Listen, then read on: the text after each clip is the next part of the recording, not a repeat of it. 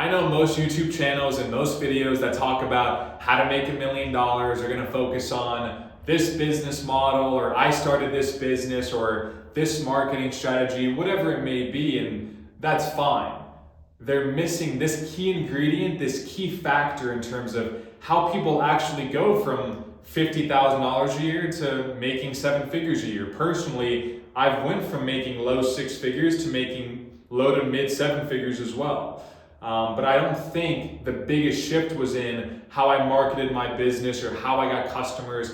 I think people on YouTube, they want to see how to actually change their mindset, how they approach money, how they approach their business. And that's, I think, in this video, what you're going to learn best is the framework that you need to think about making decisions from and how you act as if, right? And so to jump into it, if you're making $50,000 a year right now, and you say, Alex, I want to scale, I want to make $1 million a year, right there you're talking about 20xing. So how do you get from where you are now to where you want to get to? I think most people understand that concept of before and after. The dichotomy and what stops most people is they think, okay, to get from 50 to $1 million, I need to focus on my marketing.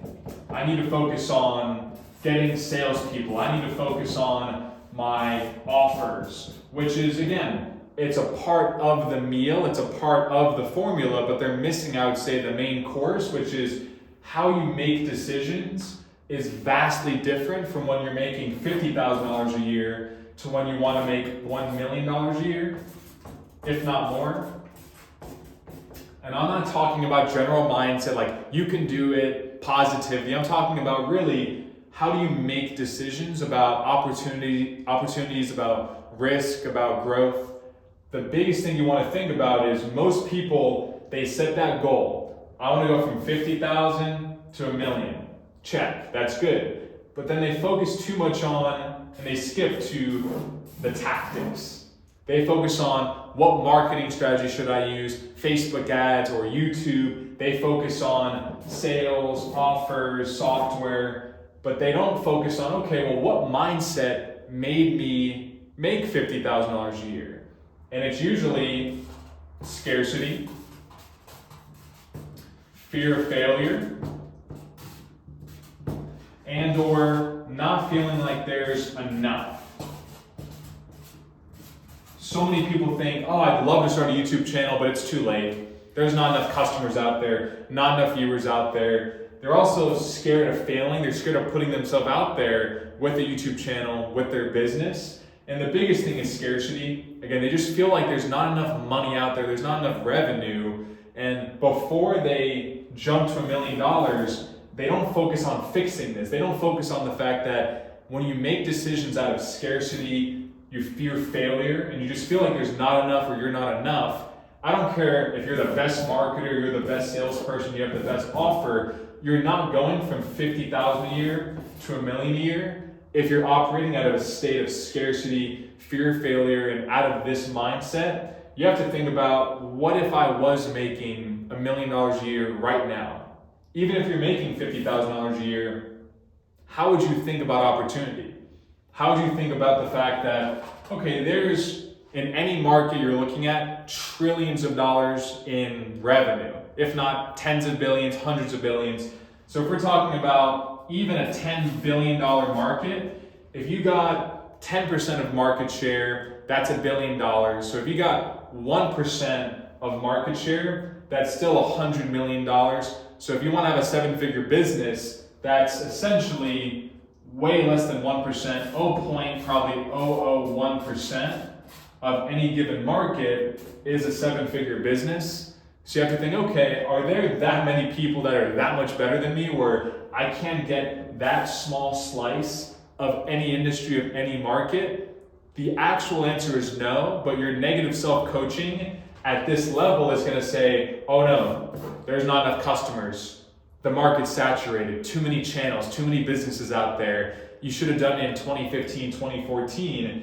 And again, a lot of people, they skip the mindset part. They focus on immediately, how do I get more leads, try to make more sales, get the latest software, but they're still operating out of a state of scarcity and that there's not enough money out there, and they're scared of taking action, they're scared of taking risk, and that's why they stay at this level.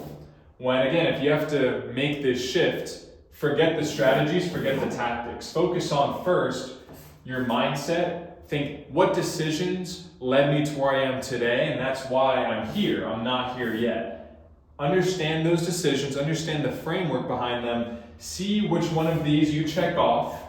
Do you think with scarcity? Do you think, what if I fail? What if I take this risk? What's gonna happen? And do you feel like there's not enough out there for you? But for other people, oh, their dad started this business, or they started at a good time. Do you make excuses for other people and why they're successful? Understand which one of these fits you, if not all of them, and understand that, okay, if I'm making $1 million a year right now, how would I think about this shifting over there? You would think about, okay, I need that percentage of any market to make 7 figures. This is the most powerful thing you could think about when it comes to self-belief. If they can do it, I can do it. If I can do it, you can do it. That's what I thought when I first started my company. I saw so many people out there, and I thought, okay, they're good, right? But I think I can do it as good as them, if not slightly worse, slightly better. And that seems like, okay, there's some market share for me. Maybe I have something unique to offer. And so I already acted as if I had a successful company when I had a few $1,000s in the bank and no degree, no credentials. I acted as if, okay, well, if they can do it, I can do it. There's plenty of market share. And again, there's plenty of customers, plenty of revenue out there. And we're only in a growing economy in the United States. I don't care if it's a recession or not. That's another big one. People love to say, oh, I'm starting my business at the worst time. There's a huge recession happening. And that's why I don't want to start my company or grow my company. But some of the biggest companies and biggest businesses that you and I personally know, like household names, they were started in 2008, they were started in 2000 during a recession. 2020, many companies blew up because of that situation in 2020. Again, if you're operating out of this state of mind, you could be the best marketer, you could have the best product, you're not going to make this shift in income and actual numbers in your bank account because you're operating out of a state of, again, scarcity, there's not enough customers, the recession is killing my business. When if you remove the emotion out of it, you look at it logically, that's where you start to think, okay, well, why wouldn't I already act as if I had the money? Not that you want to go and get a first class ticket when you don't have the money.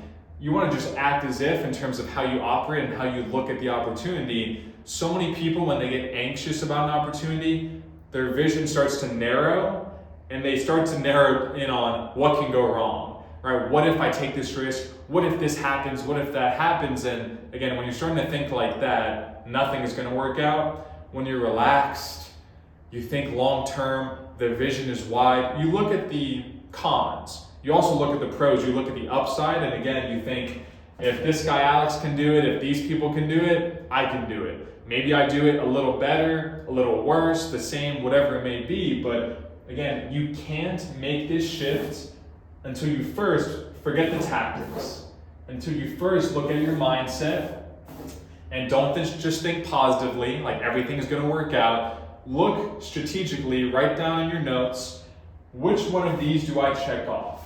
Scarcity, fear of failure, and or not enough. They're all semi-related, but they all have, I would say, different characteristics. Think of which one do you fit? Scarcity, fear of failure, and there's not enough. And think, what's the complete opposite of that? The opposite of scarcity is growth. There's more than enough out there, plenty of opportunity out there. I think the opposite of fear of failure is the fear of not taking risk. Taking risk. Because if you at least try, you take the risk, what's the worst thing that can happen? If you don't try, you're going to look back in 10 or 20 years and be like, oh, if only I started that business. I could have done this, I could have done that, but by that point it's too late. And in terms of not enough, think there's an abundance. There's an abundance of customers, revenue, viewers, subscribers, followers, whatever metric you're looking for. Look at that difference, and again, If you're making even 20,000 a year, whatever the number is, shift immediately towards thinking this way, then focus on the tactics. Focus on, okay, there's customers out there, now how can I reach them? How can I market my business? How can I get the revenue? How do I structure my offers? That's the correct order. Most people go, okay, I want to go from 50 to a million, let me focus on the tactics, and that's about it. They don't focus on first, am I operating with scarcity? Do I not think there's enough out there? Am I worried about an imaginary recession versus growth, the fear of not taking a risk, and again, the fact that there's so much abundance out there, there's so much opportunity, so many blessings out there. And I'm gonna dive again further into the strategies and tactics on another video, but in this video, this was about the framework that everybody misses. Again, if you look at any other YouTube video, it talks about the marketing hack of 2024 or the strategy for sales or how to change your offers, which again, it's a part of the meal, but most people miss the main course, which is how do I first establish this mindset, focus on growth, and then execute and make it happen. So again, action plan, look at these, figure out which one fits you as of now, write it down, understand that, look at it on a daily basis and think, okay, this is stopping me from achieving my goals. Not marketing, not any of these strategies. I need to focus on that first. Shift your mindset first. That's your number one priority. And then from there, you can focus on, once you have this side of things locked in, focus on the strategies because you're operating out of a state of growth and opportunity and abundance. So if you have any questions, write it down in the notes. You can email me as well. And my only one favor is if you could share this with somebody, the person in your life who you think has the most potential, they want to grow, they're self-driven, but there's something there, there's a dichotomy. Like I mentioned in this video, there's something that's missing between where they are now and where they want to get to.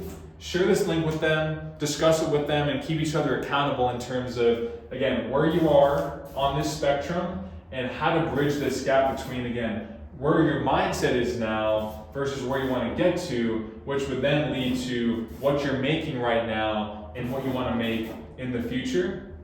Thank you for watching, and sorry for my messy scribbling, but that's the main idea. Thank you for watching. See you on the next video. Thank you.